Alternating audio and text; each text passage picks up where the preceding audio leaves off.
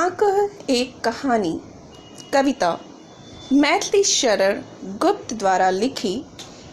इस कविता में सिद्धार्थ गौतम बुद्ध के पुत्र राहुल और पत्नी यशोधरा के बीच बुद्ध के जीवन की ही एक घटना की चर्चा चल रही है। कविता में रक्षक भक्षक के बीच के संघर्ष और न्यायोचित पक्ष का वर्णन किया गया है। अहिंसा का संदेश ही कविता का मूल भाव है। निरपराध को मारना न्यायोचित नहीं है। यही बात पूरी कविता में समझाई गई है। तो आइए कविता का वाचन करते हैं और उसके भावार्थ को समझने का प्रयास करते हैं। माँ कह एक कहानी, बेटा समझ लिया क्या तूने मुझको अपनी नानी? कहती है मुझे यह चेटी, तू मेरी नानी की बेटी। कह माँ कह लेटी ही लेटी, राजा था या रानी? माँ कह एक कहानी, तू है हठी मानधन मेरे। सुन उपवन में बड़े सवेरे, तात भ्रमण करते थे तेरे। जहाँ सुरभिमन मानी, जहाँ सुरभिमन मानी। हाँ माँ यही कहानी। राहुल अपनी माँ यशोधरा से कहता है, माँ एक कहानी सुनाओ, राजा या रानी की कहानी सुनाओ। यशोधरा कहती हैं कि पुत्र तू हठ करता है तो सुन। एक दिन सुबह बगीचे में तुम्हारे पिता घूम रहे थे। वहाँ फूलों की सुगंध चारों ओर फैली रही थी।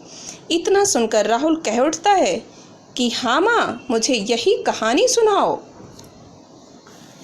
वर्ण वर्ण के फूल खिले थे, झलमल कर हम बिंदु छिले थे। हल्के झोंके हिले मिले थे, लहराता था पानी, लहराता था पानी। हाँ हाँ यही कहानी। गाते थे खग कल कल स्वर से, सहसा एक हंस ऊपर से गिरा बिद्ध होकर खरसर से।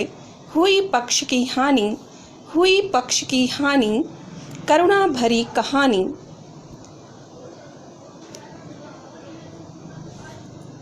रंग बिरंगे फूल खिले थे और उन पर ओस की बूंदें झिलमिला रही थी।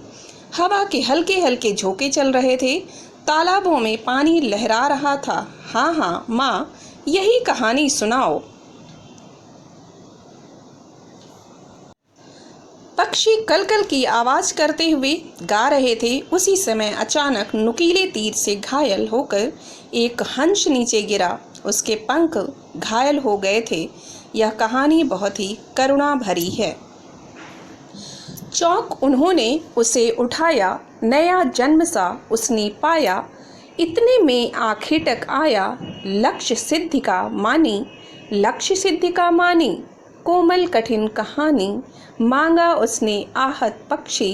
तेरे तात किंतु थे रक्षी, तब उसने जो था खगभक्षी। हट करने की ठानी, हट करने की ठानी, अब बढ़ चली कहानी। चौंक कर उन्होंने उस पक्षी को उठा लिया। पक्षी को लगा कि उसने नया जन्म सा पा लिया। थोड़ी ही देर में शिकारी अपने अचूक निशाने पर खुश होता हुआ आ पहुंचा। उससे अपने लक्ष्य पर बहुत घमंड था। यह कहानी कोमल और कठोर भावनाओं वाली है। आखिटक ने घायल पक्षी पर अधिकार जताना चाहा, लेकिन तुम्हारे पिता उसकी रक्षा करने वाले थे। तब मांस खाने वाला वह व्यक्ति उसे वापस करने की जिद करने लगा। इस प्रकार कहानी आगे बढ़ चली। हुआ विवाद सदय निर्दय में, उभय आग्रही थे स्वविषय में। गई बात तब न्यायालय में, सुनी सभी ने जानी, सुनी सभी ने जानी। व्यापक हुई कहानी। राहुल तू निर्णय कर इसका, न्याय पक्ष लेता है किसका? माँ मेरी क्या बानी, मैं सुन रहा कहानी। यशोधरा राहुल से कहती हैं, बेटा तू ही अब इसका फैसला कर। दयालु और निर्दय में कहा सुनी होने लगी। दोनों ही अपने अपने विषय पर तर्क कर रहे थे। जब बात राज्य के न्यायालय में गई तब सभी लोगों ने इस कहानी को सुना, जाना और यह कहानी व्यापक हो गई।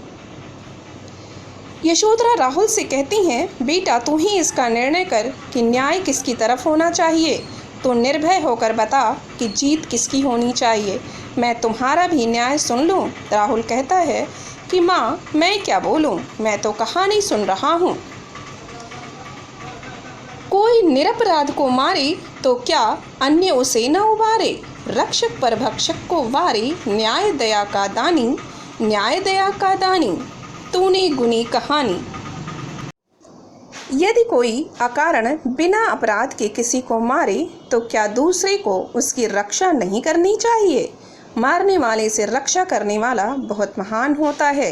न्याय सदैव दया का पक्ष लेता है। इस पर माँ कहती हैं कि तुमने कहानी के मर्म को ठीक से समझा है। इस पाठ का संदर्भ आप समझ लो, जिससे कि आप भावार्थ बहुत अच्छी तरह लिख सकते हो। यह पद्यांश हमारी पाठ्यपुस्तक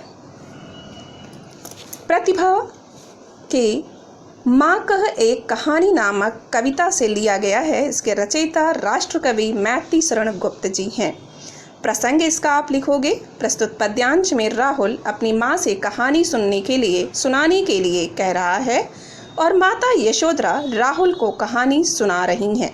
इसके बाद जितनी व्याख्याएं मैंने आपको यहाँ समझाई है उसे आप लिख सकते हो।